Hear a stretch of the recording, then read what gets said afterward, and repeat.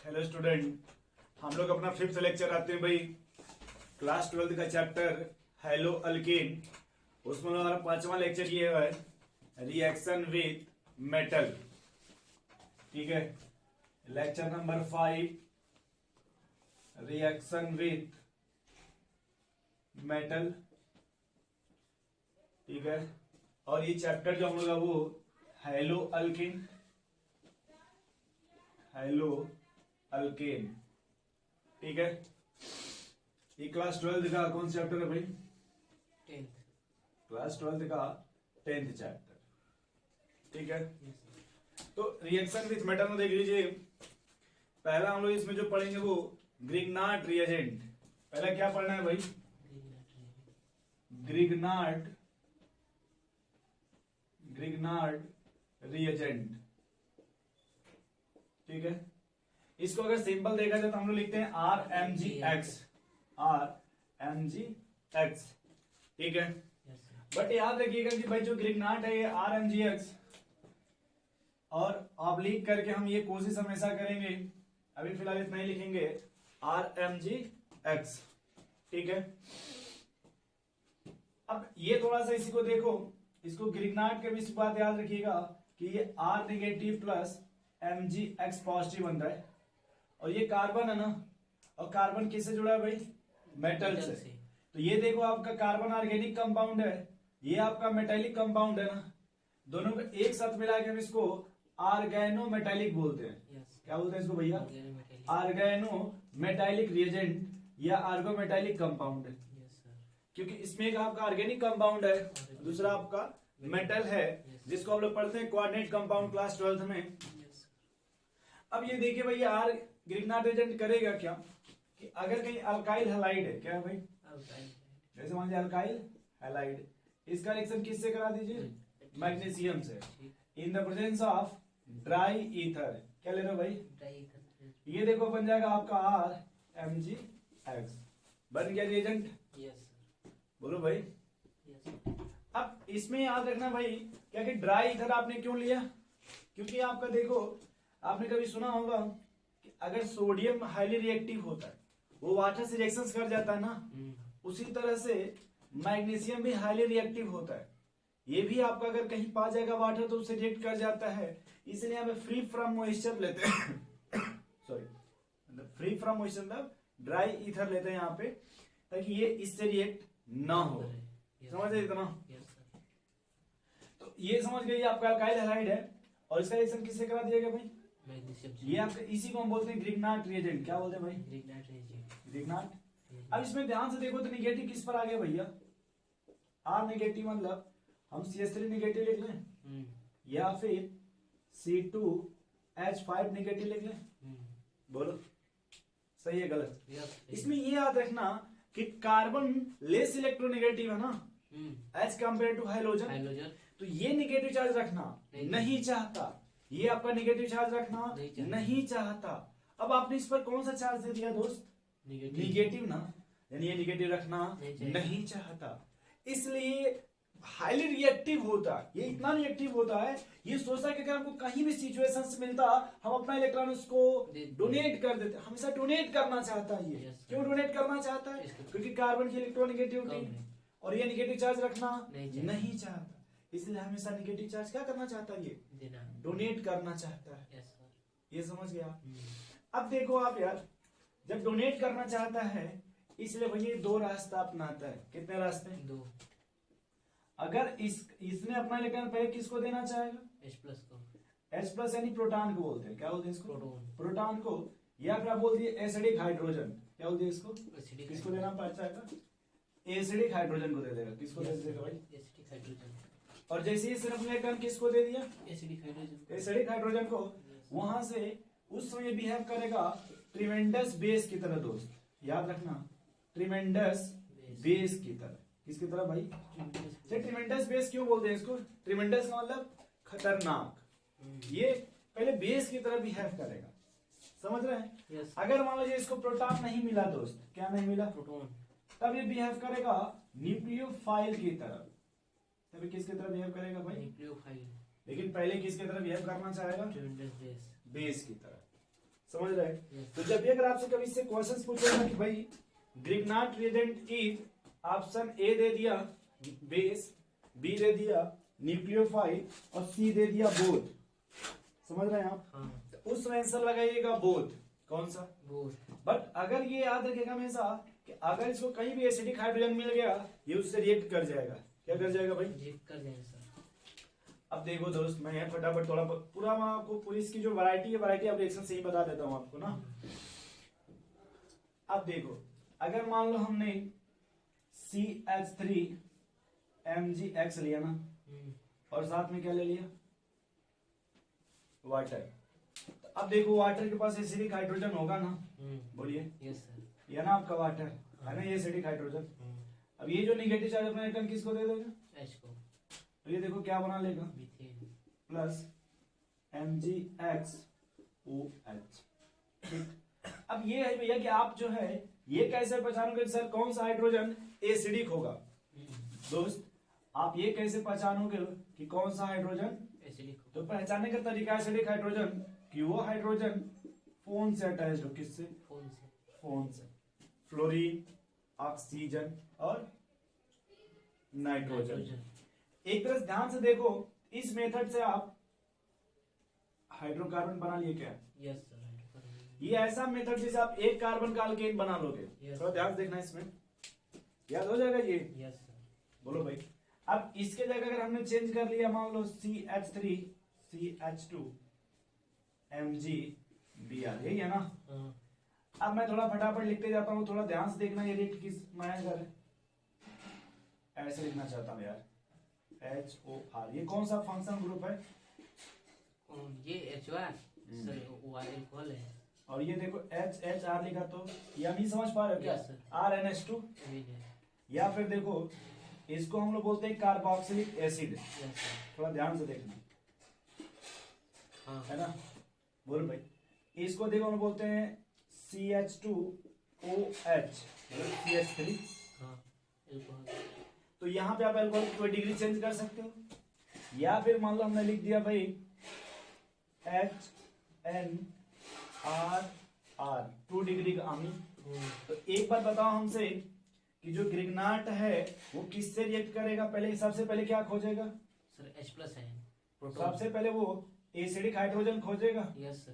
बोलो भाई। Yes sir. नहीं समझ रहे? समझ रहे हैं। देखो, और मिल गया ना आपको सब जगह, आपको एसिडिक H, हाँ। सब जगह से H खींच लगा, ये देखो ऐसे। Yes sir. बोलो भाई। और इसमें से देखो ये CH3 नेगेटिव। Yes sir. बोलो भाई। नहीं समझ पा रहे हो? ऐसे समझ रहे हैं। देखो ये, हाँ। और यहाँ जो बनेगा वो आपका देखो दोस्त क्या बन जाएगा? CH3 CH3। Yes sir. यहाँ बताओ CH3 CH3।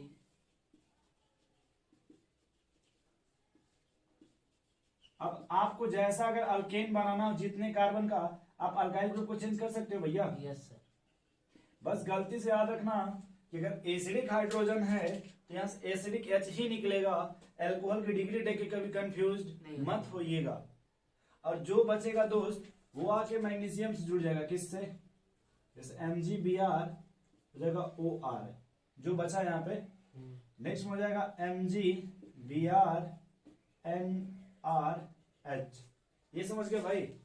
इसको नोट करिए पहले जल्दी, तो कि अगर सर इसको एसिडिक H मिल जाएगा तो सबसे पहले एसिडिक हाइड्रोजन से रिएक्ट कर जाएगा। ठीक है? और आप लोग एनसीईआरटी हमेशा लिया रहा करिए, ठीक है? एकदम थ्रू द पॉइंट चलना एग्जाम के थ्रू, जब तक जल्दी से खत्म कर लिया जाए।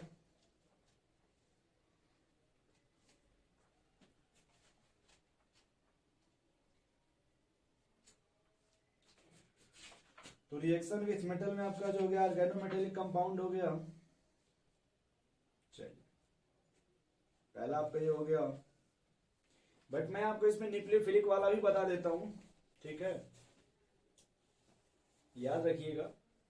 हाँ जी, ये हो गया। Yes sir. बोलिए, चलें आगे। Yes sir. तो ये याद रखिएगा अभी कि ये जो न्यूक्लियोफाइल कंडीशंस है ये हम लोग अगले वाले चैप्टर में पढ़ेंगे। अभी ग्रिग्नार्ड का कौन सा प्रॉपर्टी पढ़े, किस तरह का ये भी है कि अभी कौन सा प्रॉपर्टी पढ़े? बेस वाला। ठीक है ना भाई? हाँ सर। अब अगला जो इसका प्रॉपर्टी वो कहाँ पढ़ेंगे? अगले वाले चैप्टर में। ठीक है, एल्डिहाइड कीटोन जो चैप्टर है यस या सर जो अल्कोहल वाला चैप्टर उसमें पढ़ा जाएगा।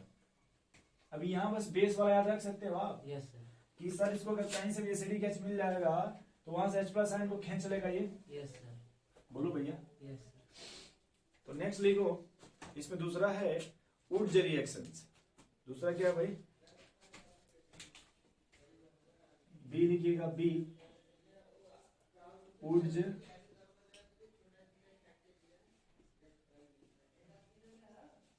रिएक्शन। ठीक है भाई, नेक्स्ट क्या लिखो आप? उड्ज रिएक्शंस। इसमें कॉन्सेप्ट चलता है डबलिंग वाला। यस सर कौन सा? डबलिंग वाला कि उड्ज का मतलब कि आप जो एल्काइल हैलाइड लोगे वो डबल ले डबल लोगे। लेंगे। जैसे मान लो एल्काइल हैलाइड है यस और 2 Na और फिर एल्काइल हैलाइड ऐसे। और यहाँ भी वही कंडीशन, ड्राई ईथर। कौन सा? ड्राई था ये याद रखना। और सीधे देखो डायरेक्ट दोस्त ये बन जाएगा आपका। यस सर इसमें याद रखना कि हमेशा कोशिश करते हैं कि सिमेट्रिकल अल्केन बने। Yes, कौन सा sir. उड्ज में कोशिश करते हैं? सिमेट्रिकल सिमेट्रिकल अल्केन बने। ठीक है, अब यहाँ देखो रिएक्टेंट को देखो तो प्रोडक्ट में नंबर ऑफ कार्बन डबल हो गए क्या? यस सर देखो यहाँ पे नंबर ऑफ कार्बन डबल हो गए क्या? यस सर बोलो भाई। देखो आर रिएक्शन है यहाँ पे। हाँ अब इसमें अगर एग्जाम्पल मान लो हम लिखना चाहे, एग्जाम्पल जैसे मान लो यहाँ लिख ले CH3X plus 2Na plus X CH3। देखो ये यस सर तो क्या बनेगा भाई? ये बन जाएगा। यस सर अगर मान लो हम यहाँ पे CH3 CH2X plus 2Na X CH2 CH3 ले ले, क्या बनेगा भाई? ब्यूटेन बन जाएगा। यस सर CH3 बोलो भाई, CH3 CH2 ये बनेगा ना? यस सर अब अगर मान लो आपने ले लिया टर्सरी, कौन सा ले लिया? टर्सरी ये देखो टर्सरी अल्काइल हैलाइड है ना। बोलो भाई। यस सर तो टर्सरी वाले जब भी अल्काइल लीजिएगा इसमें आपका कपलिंग रिएक्शंस होता है। कौन सा? Coupling coupling.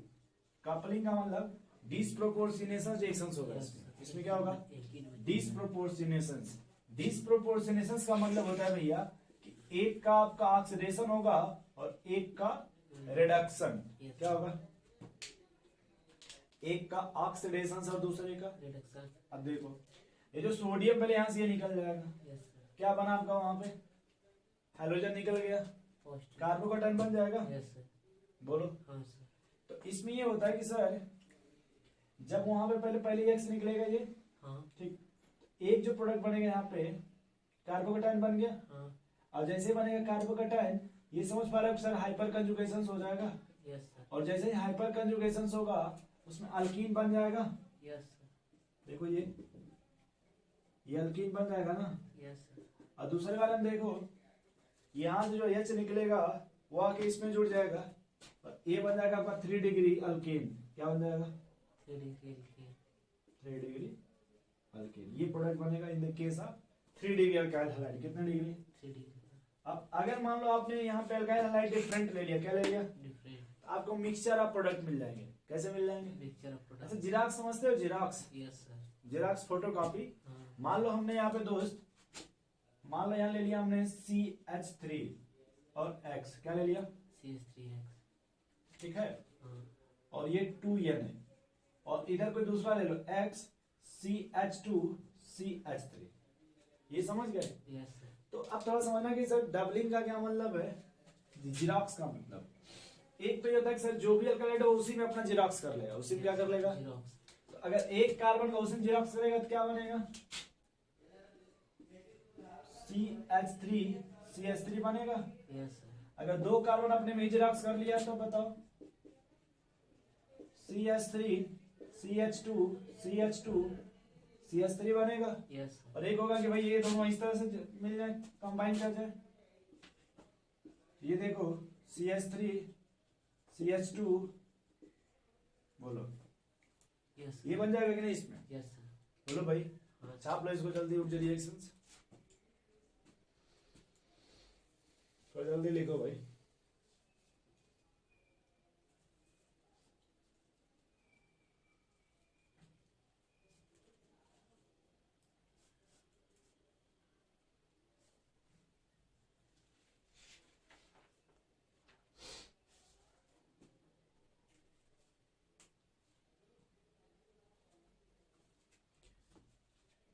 लिख लो अच्छे से इसको।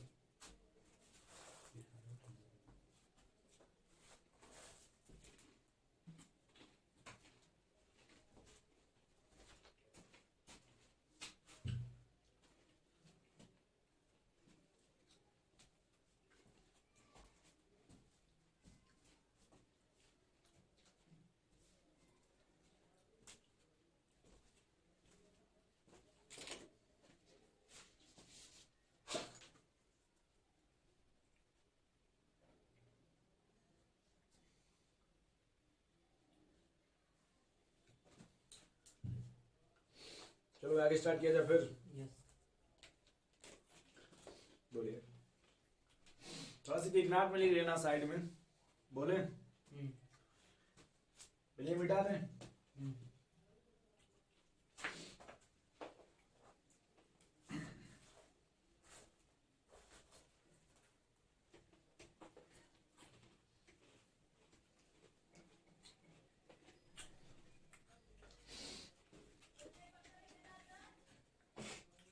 थोड़ा लिख लो टिकनाट रिजल्ट में।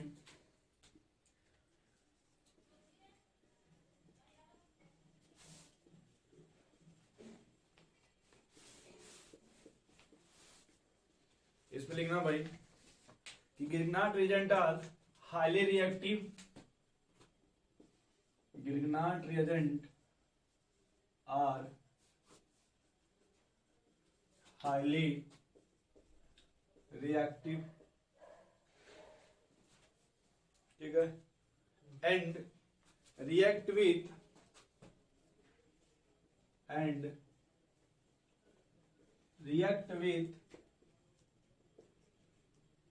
any source of proton like water, ammonia, acid, alcohol, etc. Grignard reagent क्या है भाई आपका? हाईली रिएक्टिव है and react with any source of proton like water, alcohol, amine. Yes और लिखना they are always, next point, they are always prepared in anhydrous condition. Anhydrous condition, ठीक है। ये कहां प्रिपेयर किए जाते हैं भाई? एनहाइड्रस कंडीशंस में, ठीक है भाई। यस सर थोड़ा जल्दी लिखिए, हो गया। अब ये देखो अपना हमारा ये टॉपिक कंप्लीट हो गया, रिएक्शन विथ मेटल, ठीक है। आपने जो लिखा था भाई रिएक्शन विथ मेटल, यहीं पे एक दो रिएक्शन और है वो भी बता देता हूँ, छोड़ो आगे बताऊंगा, ठीक। वुड रिएक्शन समझ गया आप? उसमें आपके दोनों एल्काइल हैलाइड लिए जाएंगे और ग्रिग्नाट में आर का RMGX रिएक्शंस करा दो किसी भी प्रोटॉन लाइक सोर्स से। यस सर जैसे आपका अल्कोहल हो गया, एसिड हो गया, अमोनिया हो गया, वाटर हो गया।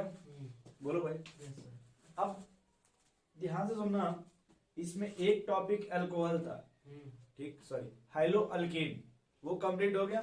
नेक्स्ट हेडिंग लिखना इसी में chemical reactions of hello arene. मतलब पहला जो हमने हेलोजन अभी तक पढ़ा वह हेलोजन जो sp3 कार्बन से अटैच्ड है, किससे? sp3 कार्बन से। अब हम पढ़ेंगे कि वो हेलोजन एरोमेटिक बेंजीन, मतलब बेंजीन रिंग से अटैच्ड होगा sp2 कार्बन से, ठीक है, sp2 कार्बन से।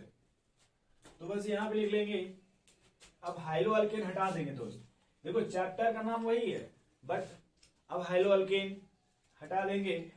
अब लिखेंगे केमिकल रिएक्शन ऑफ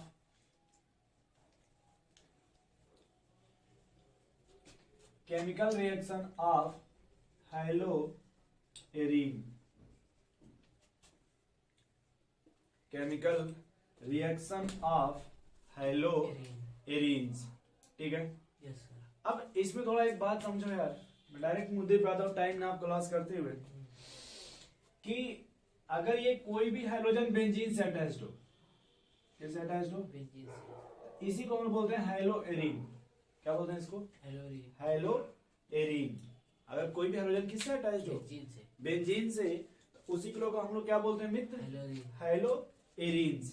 ठीक है। यस सर और हम लोगों ने इसके पहले पढ़ा सब्स्टिट्यूशन रिएक्शंस ना। हाँ क्या पढ़ा भाई? सब सब्स्टिट्यूशन रिएक्शंस। हाँ सब्स्टिट्यूशन का क्या मतलब था? हाइड्रोजन को रिमूव कर रहे थे। कर रहे थे अब ठीक उसी तरह से देखो, अगर हमने यहाँ पे यूज किया NaOH, क्या किया? NaOH तो ये रिएक्शन नहीं होगा नहीं होगा। यस सर आखिर क्यों नहीं होगा?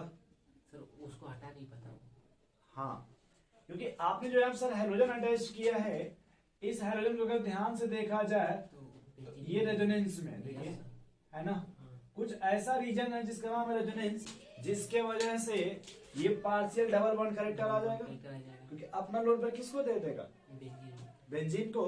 इसलिए वहां पे इतना आसानी से नहीं निकलेगा न्यूक्लियोफिलिक सब्स्टिट्यूशन रिएक्शंस नहीं हो सकता। Yes sir in case of haloarene nucleophilic reactions उतने आसानी से नहीं हो सकता, क्योंकि यहाँ पे जो हाइड्रोजन है देखने में तो लग रहा है सिंगल बॉन्ड है, बट इसमें partial double bond double bond character है। इसमें क्या करेक्टर है? Partial partial double bond character है। ये लाइन थोड़ा सा लिख लीजिएगा पहले कि हाइलोएरिन्स आर लेस रिएक्टिव। लिखना भाई, haloarenes are less reactive, ठीक है, towards nucleophilic substitutions, towards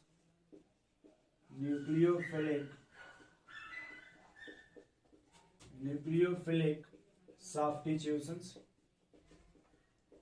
because, देखिएगा,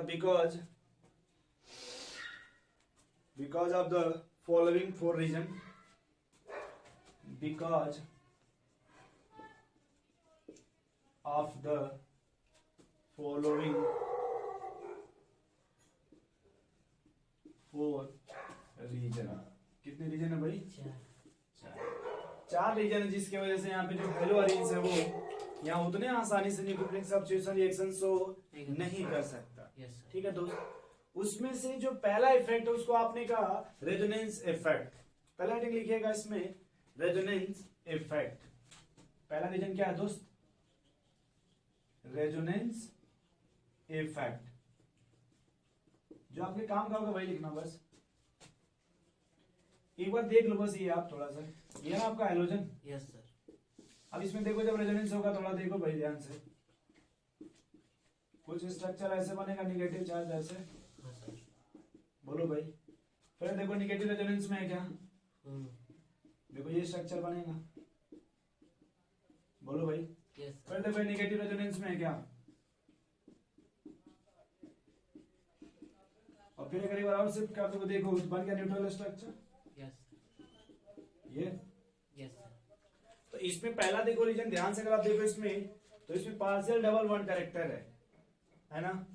तो पहला रीजन तो ये कि इसके वजह से ये न्यूक्लियोफिलिक सब्स्टिट्यूशन रिएक्शन शो नहीं करना चाहता। ये पहला रीजन है सर कि इसमें रेजोनेंस हो रहा है, इसीलिए ये बॉन्ड उतना आसानी से क्लीवेज नहीं होगा। समझ रहे हैं भाई? यस सर बोलिए। तो इसमें लिखेंगे कि समझ गया रेजोनेंस वाला। चलिए आगे देखिए, दूसरा इसमें रीजन था, ये पहला समझ गया ना भाई? यस सर चलिए, सेकंड जो इसमें रीजन है वो इलेक्ट्रोनेगेटिविटी का। किसका? इलेक्ट्रोनेगेटिविटी ठीक है ना।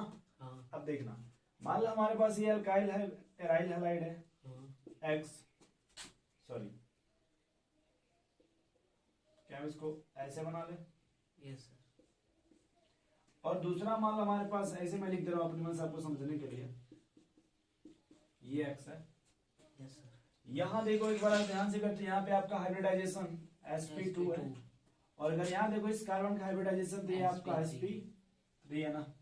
यहाँ पे अगर बात करें दोनों में दोस्त बॉन्ड लेंथ का, तो यहाँ पे जो बॉन्ड लेंथ है वो क्या होगा, और यहाँ देखो यहाँ जो बॉन्ड लेंथ है वो, तो यहाँ पे बॉन्ड लेंथ कम होगा क्योंकि यहाँ पे बॉन्ड लेंथ ज्यादा होगा, यस सर क्योंकि यहाँ पे sp3 लेस इलेक्ट्रोनेगेटिव है ना। यस सर अगर बात करें बॉन्ड स्ट्रेंथ का, किसका, तो इसका ज्यादा होगा बॉन्ड स्ट्रेंथ और इसका बॉन्ड स्ट्रेंथ कम होगा। यस सर ज्यादा देखो दोस्त क्यों है, क्योंकि sp2 हाइब्रिडाइज्ड है ना। Yes, sir. तो जब यहाँ sp2 है तो देखोगे इलेक्ट्रोनेगेटिविटी तो आपका sp2 का ज्यादा होता है ना वही sp3 से। बोलिए। Yes, sir. जब इलेक्ट्रोनेगेटिविटी ज्यादा है ये कार्बन उतने आसानी से इसको जाने नहीं देगा as compare to aliphatic halide मतलब sp3। इसके कंपेरिजन में वो इसको यहाँ क्लीवेज होने नहीं देगा। पहला समझ गया भाई? बोलिए। Yes, sir. तो दूसरा रीजन समझ गया आप। तीसरा इसमें क्या है बताओगे आप? क्या हम बताएं? देखो तीसरा अगर मान लो तीसरा रीजन देखो हम लोग अभी ये पढ़ रहे हैं कि सर ये क्यों न्यूक्लियोफिलिक सॉरी ये क्यों न्यूक्लियोफिलिक सब्स्टिट्यूशन रिएक्शंस डिफिकल्ट है। यहाँ पे हम ये देखेंगे कि जो अल्काइल हैलाइड है ये जो आपका हेलो एरिन्स है उसमें क्यों न्यूक्लियोफिलिक सब्स्टिट्यूशन रिएक्शंस डिफिकल्ट है। क्या है भाई? difficult. डिफिकल्ट है। अब अगर मान लो ये आपका एरोमेटिक हैलोजन है ना, Yes, sir. बोलो X, ठीक। इधर देखो मान लो मैंने आपको समझने के लिए बनाया इस पे आप 3D मत जाना। Yes, sir. अब ये आपका एरोमेटिक अगर मान लो तुम यहाँ से X निकाल भी दिए तो यहाँ जो कार्बोकेटाइन बनेगा कुछ इस टाइप का बनेगा। क्या थोड़ा ध्यान से देखना। Yes, sir. और यहाँ देखो दोस्त जो बनेगा वो कार्बोकेटाइन कुछ इस टाइप का बनेगा। क्या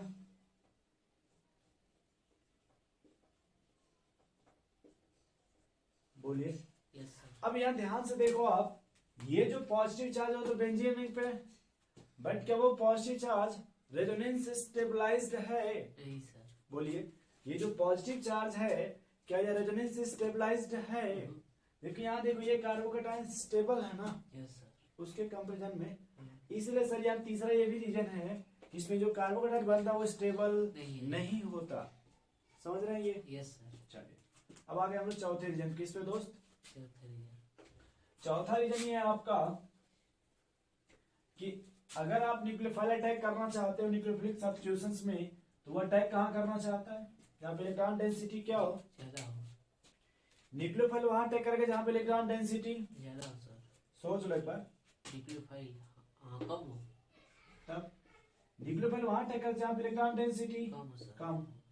अब ये बताओ कि ये जो हाइड्रोजन अटैच है इसमें तो रेजोनेंस हो रहा है ना। हाँ. जब रेजोनेंस होगा इस बेंजीन में इलेक्ट्रॉन डेंसिटी बढ़ा देगा कि घटा देगा? घटा देगा, sir. जब इलेक्ट्रॉन डेंसिटी बढ़ा देगा. बढ़ा देगा तो इसमें रिपल्सन होने लगेगा कि नहीं लगेगा? Yes, sir. क्योंकि एक तो ऑलरेडी एरोमेटिक है तो उसमें रिवॉल्व हो रहा है। Revolve हो रहा है. अब ऑलरेडी ऊपर से इलेक्ट्रॉन डोनेट का तो रिपल्सन होगा कि नहीं होगा? होगा, sir. और फिर बाहर से अगर आप उसमें ऐड करना चाहते ऐड होगा उसमें कुछ? नहीं, sir. यदि आप बाहर से ऐड करना चाहते हैं तो उसमें कुछ ऐड होगा। यही रीजन है सर क्योंकि यहाँ पे जो है ये आपका इलेक्ट्रॉन डेंसिटी इंक्रीज कर देता है बेंजीन में इसलिए वो वहाँ न्यूक्लियोफाइल अटैक करना नहीं चाहता क्योंकि न्यूक्लियोफाइल वहां अटैक करता है जहां पे आपका इलेक्ट्रॉन डेंसिटी कम होता है। जबकि आप देखो रेजोनेंस के थ्रू यहाँ पे इलेक्ट्रॉन डेंसिटी बढ़ गया ना Yes, sir. इसलिए न्यूक्लियोफिलिक सॉल्यूशन करना नहीं नहीं चाहता। ये समझ गए भाई? पहले इतना Yes, sir. बोलो। Yes, sir. इतना छाप लो। अब ये देखो chemical reactions of hello Erin का ये अभी हम लोग बस पढ़े कि सर ये जो हेलो एरिन्स है इसका जो न्यूक्लियोफिलिक सब्स्टिट्यूशन रिएक्शंस है क्यों डिफिकल्ट होता है या ये क्यों न्यूक्लियोफिलिक से शो करना नहीं चाहता। Yes. तो ये बात हमारी समझ गए आप? Yes, sir. नोट कर लो।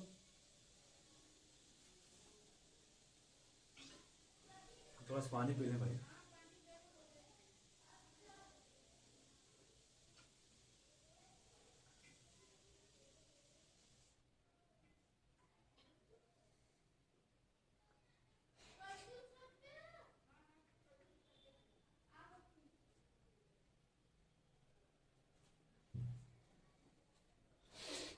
चले भैया आप आगे बस 4 कंडीशन लिख लो बस। चलो अब लिखना substitution reactions of chlorobenzene by hydroxyl group. यानी अभी हम लोग ये 4 कंडीशन में ये पढ़ा कि सर ये न्यूक्लियोफिलिक सब्स्टिट्यूशन रिएक्शन शो करना नहीं चाहता। Yes. समझ रहे हैं? बट हम लोगों को इसमें न्यूक्लियोफिलिक सब्स्टिट्यूशन रिएक्शन शो कराना है। आराम से आराम से 30। ठीक है ना भैया, yes sir.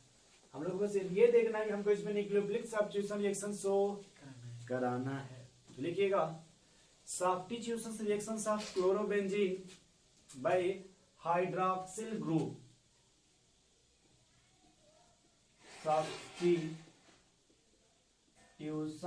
Of chlorobenzene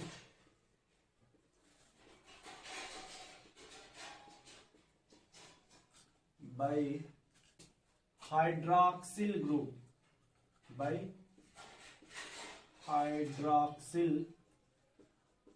group। ठीक है ना भैया, यस सर।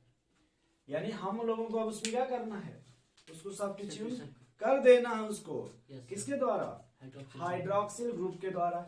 तो थोड़ा पहले ध्यान से यहाँ सुनना कि अगर बेंजीन पे हम क्लोरीन लगा दें ये, और यहाँ पे NaOH आपने भी देखा ना, यस सर। तो यहाँ न्यूक्लियोफिलिक सब्स्टिट्यूशन रिएक्शंस नहीं नहीं होता। समझ रहे हो भाई? Yes sir. तब हम लोग क्या करेंगे, इसको हाई टेम्परेचर और हाई प्रेशर्स पे रिएक्शंस करना होगा। यस। हाई टेम्परेचर और हाई प्रेशर। हाई प्रेशर्स पे। तो टेम्परेचर लगभग आप ले लीजिए 623 केल्विन और प्रेशर ले लीजिए लगभग आप 300 atm। कितना समझ गए? Yes sir. तो पहले ये देखो आपका बनेगा सोडियम फिनॉक्साइड। दोस्त क्या बनेगा भैया? Sodium phenoxide. याद रखोगे, Na। सोडियम फिनॉक्साइड बनेगा। Yes sir. फिर अगले स्टेप में आपको एसिडिक मीडियम देना होगा। क्या देना होगा? Acidic medium. तो ये जाके यहाँ से सोडियम को रिप्लेस कर देगा और फिनॉल बन जाएगा। और फिनाल बन जाएगा। Yes sir. इसका एक कॉमन नाम होता है, इसको बोलते हैं डाउस प्रोसेस। डाउस प्रोसेस। नोट कर लो पहले। अब आगे हम लिखते जा रहे हैं, नोट करते जाना अपना, रुकना मत। अब अगर मान लो यहाँ पे अगर हम इसमें कोई इलेक्ट्रॉन विड्राइंग ग्रुप लगा दे, क्या लगा दे, इलेक्ट्रॉन विड्राइंग ग्रुप। तो वो क्या करेगा, थोड़ा इलेक्ट्रॉन डेंसिटी कम कर देगा। Yes sir. यानी उस बॉन्ड क्लीवेज करना थोड़ा आसान हो जाता है, इसलिए टेम्परेचर थोड़ा हमको कम देना पड़ेगा। अब टेम्परेचर थोड़ा कम देना पड़ेगा, तो एक नाइट्रो ग्रुप आ गया ना, क्या दे देंगे 443 केल्विन। कितना? 443 केल्विन। तो पहले फिर देखो वही बनेगा पहले स्टेप में, सोडियम फिनॉक्साइड क्या बन जाएगा दोस्त। Sodium phenoxide. फिर अगले स्टेप में क्या दे दो, सर H+ हीट दे दे। H+ आयन, फिनाल बन जाएगा। Yes sir. यहाँ टेम्परेचर कम क्यों कर दिए भैया? सर विड्राइंग ग्रुप लगा दिया। क्योंकि इसमें एक विथड्राइंग ग्रुप अटैच्ड है। यस। ठीक है, अगर मान लो इसमें 2 विथड्राइंग ग्रुप जोड़ देते, कितना? 2 विड्राइंग ग्रुप। अब बताओ वो अब और कम देना पड़ेगा ना। Yes sir. देखो समझ रहे भाई? तो यहाँ जो हम लेके आएंगे वो NaOH, यहाँ जो टेम्परेचर लेंगे वो 368 केल्विन। कितना? 368। पहले स्टेप में क्या बनेगा भाई?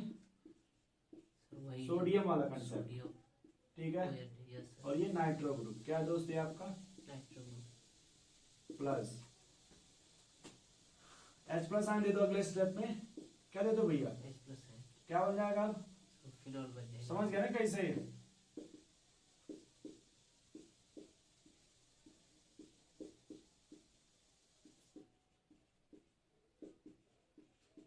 बोलो भाई। Yes sir. अब अगर फोर्थ स्टेप है कि सर अगर हम इसमें बहुत ज्यादा हाईली विथड्राइंग ग्रुप लगा दिए, बहुत ज्यादा डोनेट खींचने वाले लगा दिए, बहुत ज्यादा इलेक्ट्रॉन विथड्राइंग ग्रुप लगा दिए, कैसा? समझ गए ये? यस। मेरा टेम्परेचर बढ़ जाएगा। ये समझ गए भाई?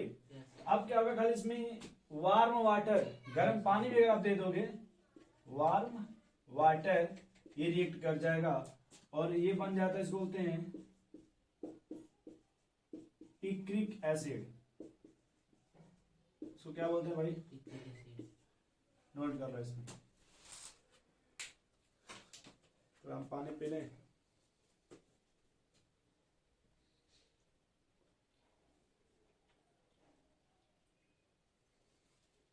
कोई दिक्कत? खाली नंबर ही कर लो 1 2 3 4। चले आगे। Yes sir. बोलो भाई। ये समझ गया ना ये? जैसे स्क्रीनशॉट ले लो मोबाइल से, सबसे अच्छा आप स्क्रीनशॉट ले लीजिए, फोटो खींच लीजिए। चलिए चले आगे मिटा देना इसको। यस नेक्स्ट लिखिएगा इलेक्ट्रोफिलिक सब्स्टिट्यूशंस। नेक्स्ट क्या लिखो भाई? Electrophilic substitution.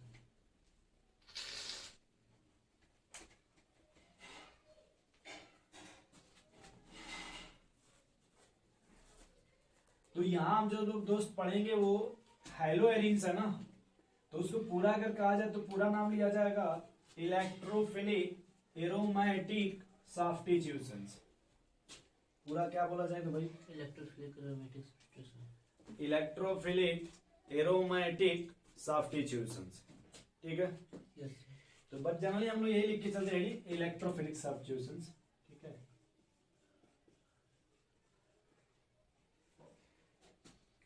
Electrophilic substitution.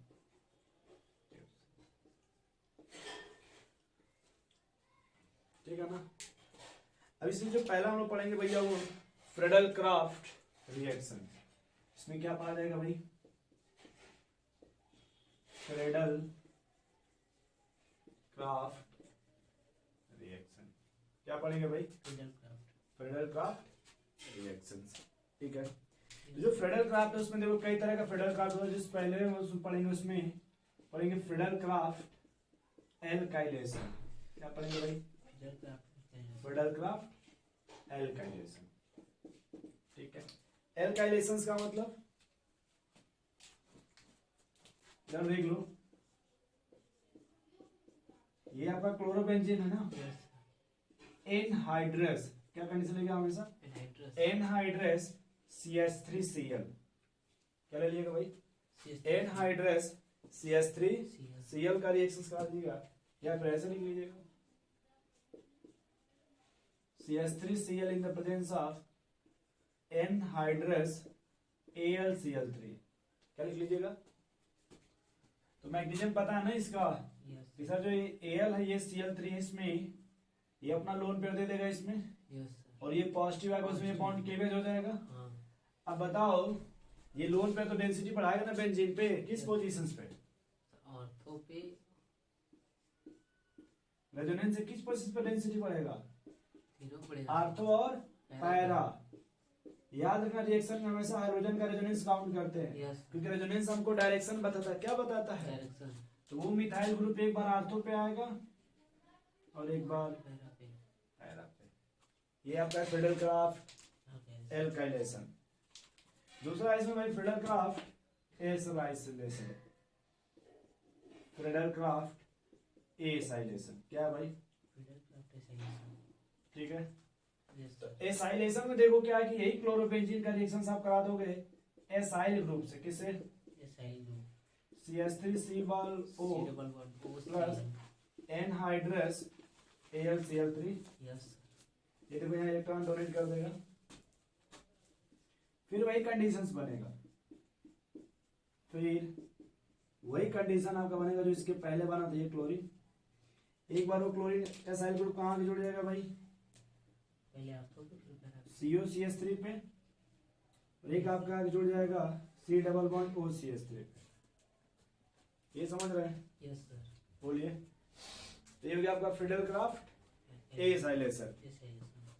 ठीक है भाई? Yes sir. चलिए, इसमें एक हेडिंग आपका और आता है लास्ट में, रिएक्शन विथ मेटल। इसी से रिलेटेड है, रिएक्शन विथ मेटल। अब इसके पहले आपने जो पढ़ा था भैया याद है आपको? उसमें आपने वो रिएक्शन विथ जो मेटल पढ़ा था वो एल्काइल हैलाइड के लिए पढ़ा था, हेलो अल्केन के लिए पढ़ा था। अब हम किसके लिए पढ़ने जा रहे हैं? हेलो एरीन के लिए, जो बेंजीन से अटैच होगा। तो इसमें जो पहला हमको पढ़ना है वो है आपका वुड्ज फिटिंग रिएक्शन। क्या भाई? पहला वुड्ज फिटिंग रिएक्शन। अब देखो इसमें वुड्ज फिटिंग का क्या मतलब है कि एक हमारा एल्काइल हैलाइड होगा, ठीक है, और दूसरा आपका एरोमेटिक हैलाइड होगा। दूसरा क्या होगा? मतलब बेंजीन से अटैच होगा, देखिए, और ये बन जाएगा ये। ठीक है, और यहां देखो बनेगा ये दोस्त R, ये। और दूसरा आपको होता है फिटिंग रिएक्शंस। दूसरा इसमें क्या है भैया? Fitting reaction. ठीक है, फिटिंग का मतलब हो गया कि जैसे ये देखो आप, अब इसमें दोनों एरोमेटिक रिंग होगा, यस दोनों इसमें एरोमेटिक एरोमेटिक रिंग होगा। एक देखो आपका एरोमेटिक रिंग ये है प्लस 2 सोडियम, और दूसरा एरोमेटिक रिंग ये है ये है, देखो ये, यस सर समझ गया भाई। यस सर तो ये कुछ इस तरह का बन जाएगा, देखो ऐसे। ये आपका चैप्टर समाप्त हो गया आपका यस हेलो अल्केन और हेलो एरीन, यानी क्लास 12th का जो पहला चैप्टर का ये ऑर्गेनिक का, या फिर 10th चैप्टर का ये on the basis of NCERT. Yes sir इसमें एक हेडिंग जो बचा पॉलीहाइड्रोजन कंपाउंड, वो आपको बाद में पढ़ा दिया जाएगा, इतना नोट कर लीजिए। ठीक है, कैमरा बंद कर, एकदम आराम से नोट कर लीजिए भाई।